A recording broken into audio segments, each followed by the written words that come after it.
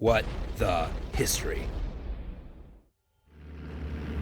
The Pacific theater of World War II primarily consisted of island battles between Japan and the United States. Starting with the surprise attack on Pearl Harbor, what followed were campaigns waged in Australia, New Guinea, Guam, the Philippines, and the Marshall Islands, among others.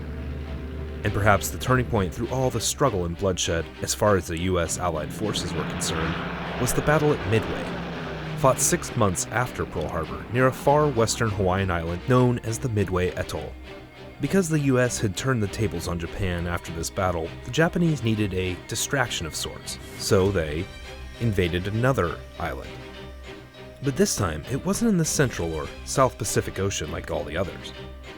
Rather, 1,700 miles north in the Bering Sea, the Japanese Navy took over the remote, cold, and sparsely populated island of Attu, located among the ring of volcanic islands in what was at the time the Alaskan Territory.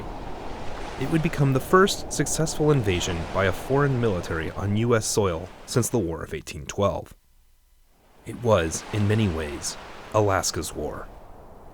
For more than an entire year, the Japanese military maintained their presence on the small Aleutian islands of Attu and its unpopulated smaller neighbor, Kiska. Why so long? Why didn't the United States Navy just rain down the full force and fury of its might to ward off their invaders? Well, simply put, it really wasn't thought to be all that important. The Aleutian invasion was ranked third in priority for Admiral Chester Nimitz, Commander-in-Chief for the U.S. Pacific Fleet of the United States Navy. It was of such little importance that Nimitz even knew of the invasion plan weeks in advance, thanks to the code-breaking ability of naval intelligence officers who cracked the Japanese communication codes of Fleet Admiral Isoroku Yamamoto. Essentially, the United States knew this was just a diversion tactic by Japan. But still, the optics and symbolism of a Japanese invasion on U.S. soil shocked American citizens at home on the mainland, who were still paranoid about Japanese attacks near the more populated Pacific Coast areas of Los Angeles and Seattle. So, the Navy eventually loaded up some lesser-desired attack transport ships in May of 1943 to deal with the problem. It clearly wasn't treated with the necessary urgency, as ships were overloaded with equipment and thus slower than usual on their route from the San Francisco Bay Area to the Aleutian Islands. It was also partly because of this haphazard response that the United States took so many casualties. 1,481 Americans died in reclaiming Alaska's territory.